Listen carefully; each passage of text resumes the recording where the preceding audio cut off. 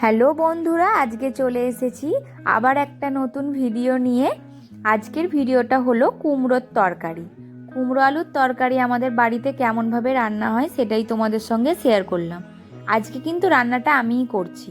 প্রথমে কড়াইতে তেজপাতা আর জিরে ফোড়ন দিয়ে দিলাম, এরপর আলু দিয়ে দিলাম। আলু, কুমড়ো এবং টমেটো সবটা একসঙ্গেই দিয়ে দিলাম। তোমাদেরকে তো আগেই বলেছি, আমাদের যে কোনো কিছু রান্না হলেই প্রথমে একটু ভেজে নেওয়া হয়, তারপরে সেটাকে রান্না করা হয়। দেখো, কুমড়ো আর আলুটা ভাজা হতে হতে এদিকে কিন্তু আমরা ছোলা কড়াইটাও দিয়ে দিলাম। সবটা একটু ভালো করে ভাজা হবে। দেখো কি সুন্দর দেখতে লাগছে না? সবটা একটু ভালো করে ভাজা হবে। একটু ভাজা ভাজা মতো হয়ে গেলে তারপর আমরা মশলাপাতিগুলো দেব।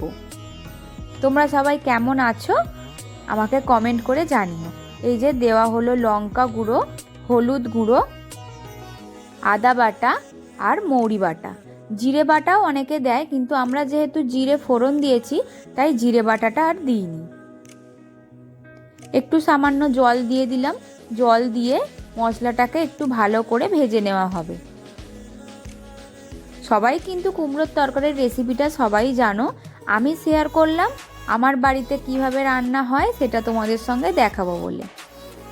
তোমরা কে কে এভাবে করো আমাকে বলো।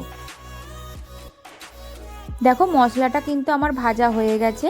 এরপর আমরা জল দিয়ে দিচ্ছি পরিমাণ মতো সেদ্ধ হবার জন্য।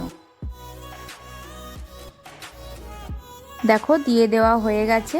এরপর দেওয়া হবে নুন। তোমরা স্বাদ মতো নুন দিও।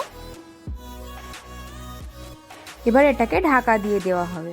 এরপর এটা সেদ্ধ হয়ে গেলেই রেডি আমাদের কুমড়োর তরকারি। এর মাঝখানে কিন্তু চিনিটা দেওয়া হবে। তোমরা কিন্তু মিষ্টি মিষ্টি কুমড়োর তরকারি খেতে ভালোবাসো না ঝাল ঝাল? আমাদের বাড়িতে জানো একটু ঝাল ঝালও খায়, মিষ্টিটা অতটা পছন্দ করে না, কিন্তু আমরা খেতে ভালোবাসি।